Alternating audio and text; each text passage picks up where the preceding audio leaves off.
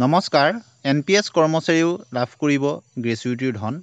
এই সম্পৰ্কত ভাৰত চৰকাৰৰ ফালৰ পৰা গেজেট নটিফিকেশ্যন প্ৰকাশ পাইছে। আপোনালোকে দেখিছে।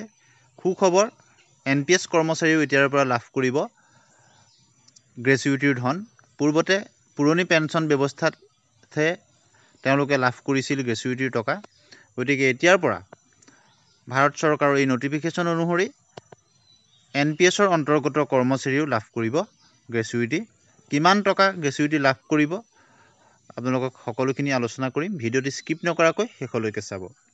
24 এপ্ৰিল 2025 তাৰিখত ভাৰত চৰকাৰৰ ফালৰ পৰা কাৰ্মিক তথা লোক চিকায়ত বিভাগৰ ফালৰ পৰা অৰ্থাৎ GOPTৰ ফালৰ পৰা প্ৰকাশ কৰা হৈছে আৰু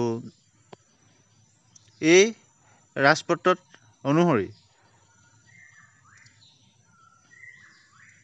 NPSৰ অন্তৰ্গত কৰ্মচাৰীয়ে এতিয়াৰে পৰা গ্ৰেচুইটিৰ ধন লাভ কৰিব। আপোনালোকে গ্ৰেচুইটি ৰুল 1972 জানে যে এজন কৰ্মচাৰীয়ে 5 বছৰ বা তাতকৈ অধিক সময় যদি তেওঁ কৰ্মৰত হয় তেতিয়াহ'লে তেওঁ গ্ৰেচুইটিৰ ধন লাভ কৰে। পুৰণি পেঞ্চন নীতিত এই ব্যৱস্থা আছিল।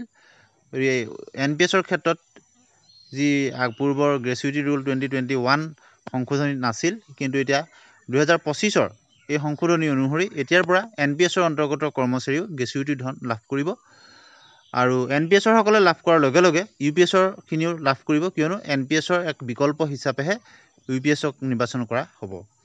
আৰু এই নিয়মক কেন্দ্ৰীয় চিভিল ছাৰ্ভিচ সেৱা অৰ্থাৎ ৰাষ্ট্ৰীয় পেঞ্চন প্ৰণালীৰ সংশোধিত নিয়ম 2025 হিচাপে জনাজাত হ'ব। এতিয়াৰ পৰা কেন্দ্ৰীয় চিভিল সেৱা বিধিৰ যি 2025 পেঞ্চন প্ৰণালীৰ নিয়ম অনুযায়ী এই নতুন নিয়মক জনা যাব আৰু শেহতীয়া এই সংশোধনী বিষয়ে সবিস্তাৰে আমি পৰৱৰ্তী সময়ত আলোচনা কৰিম। আজি আপোনালোকক ইনফৰ্মেশ্যনটো দিছোঁ।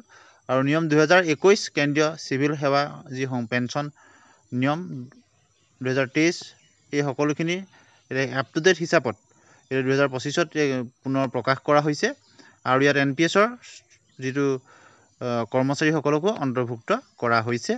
আৰু গ্ৰেচুইটি দুই ধৰণে লাভ কৰে আপোনালোকে জানে, ৰিটায়াৰমেণ্ট গ্ৰেচুইটি আৰু ডেথ গ্ৰেচুইটি। গতিকে ৰিটায়াৰমেণ্ট কাম ডেথ গ্ৰেচুইটি কেন্দ্ৰীয় চৰকাৰৰ কৰ্মচাৰীয়ে 25 লাখ টকালৈকে তেওঁলোকে পায়। আৰু কেনেদৰে গ্ৰেচুইটি কেলকুলেশ্যন কৰা হয় সেই সম্পৰ্কেও আমাৰ চেনেলত এটি ভিডিঅ' দিয়া আছে, আপোনালোকে চাই ল'ব পাৰিব।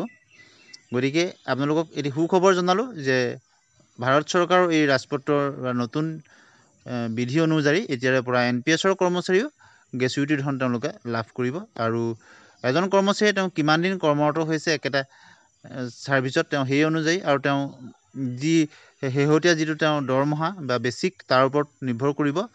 আৰু গ্ৰেচুইটি কেলকুলেশ্যন কৰাৰো এটা নিয়ম আছে, সেই অনুসৰি তেওঁ কিমান টকালৈকে পাব। এতিয়া কেন্দ্ৰীয় চৰকাৰৰ শেহতীয়া নিয়ম অনুসৰি 25 লাখ টকা পৰ্যন্ত গ্ৰেচুইটি লাভ কৰে। 2021ৰ সেৱা বিধি অনুসৰি গ্ৰেচুইটি ৰুল অনুসৰি যিটো 20 লাখ টকা আছিল, পৰৱৰ্তী সময়ত তাক সংশোধন কৰা হৈছে। গতিকে এটা সুখবৰ আপোনালোকক ভিডিঅ'টো জনালোঁ। ভিডিঅ'টো যিমান পাৰে শ্বেয়াৰ কৰিব, লাইক কৰিব। ধন্যবাদ।